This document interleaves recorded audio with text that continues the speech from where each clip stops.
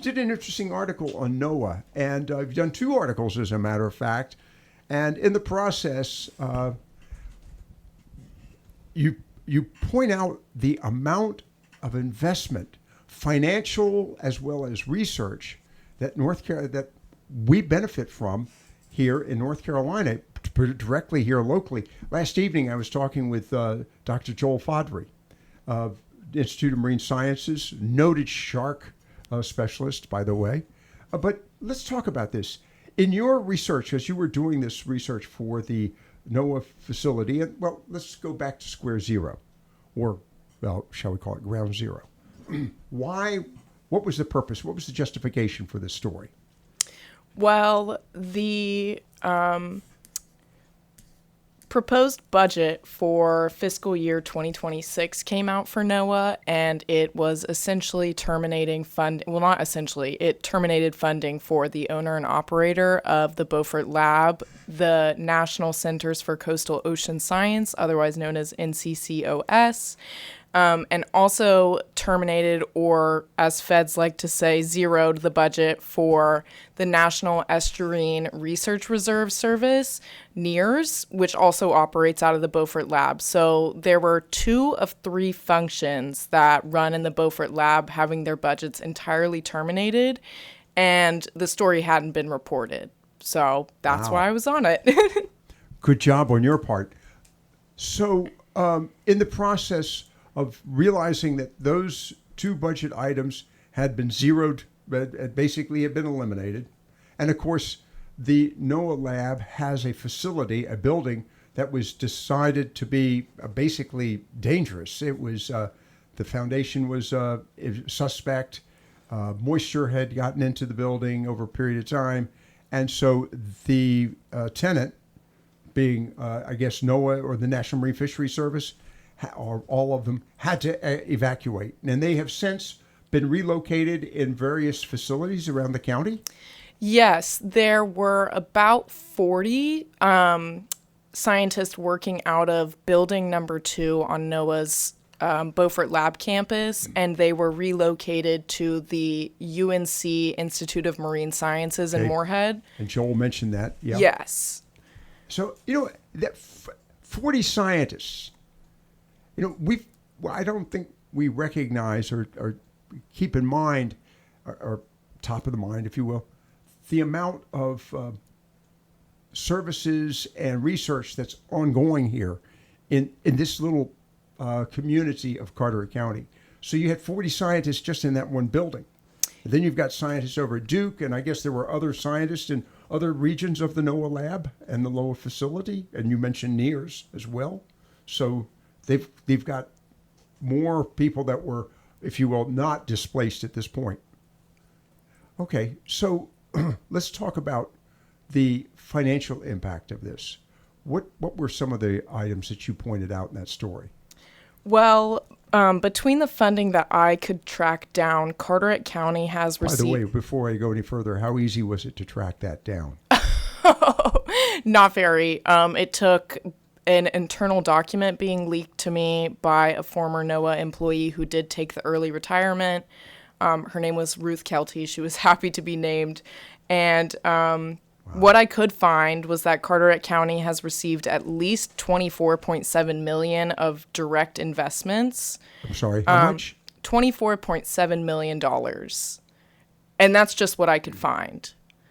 So there's possibility there's more. Oh, absolutely. Yes. Because there's so many funding and revenue streams coming into the county through different projects that aren't affiliated with the NOAA Beaufort Lab. Even speaking with Ruth Kelty, the former employee, she worked at the headquarters in Silver Spring, Maryland, but she frequented the lab here and knew the directors here very well. She spoke to the fact that many times folks from other labs would come work here, different functions would come work here. The Beaufort Lab is actually quite important in the NOAA system generally. It's well known. Yes, yeah. One of the functions of the Beaufort Lab actually, and this involves those scientists who were displaced from building number 2, was that they conduct harmful algal bloom forecasts. So they monitor, analyze, and basically constantly study these different algae. And one of them, by the way, we talked about it yesterday, was red yes, tide. yes, Which of course devastated the fishing community here back in 1987. I remember it well.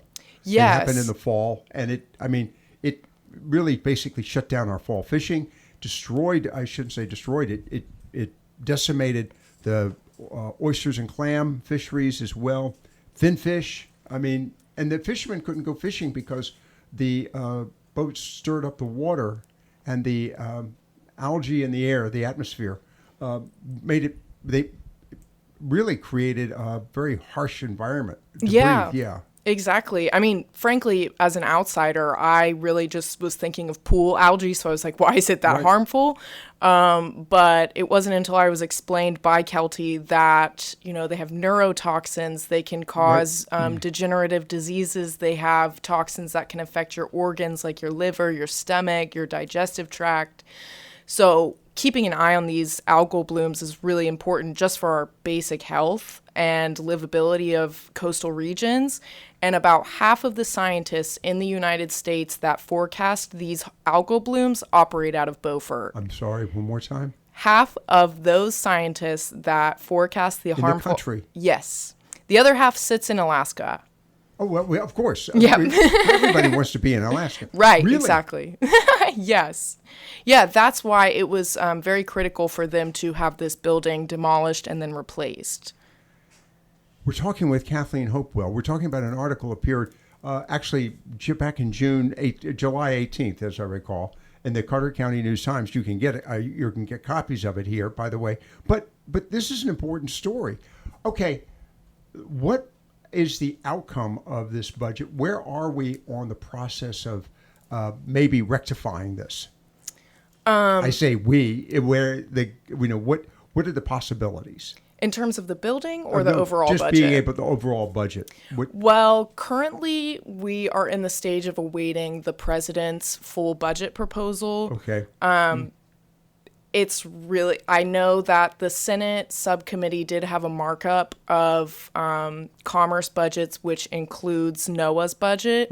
And they did have more money outlined than what NOAA had proposed, but that was just a subcommittee markup. So there hasn't been really any substantive movement in terms of Congress and the appropriations process.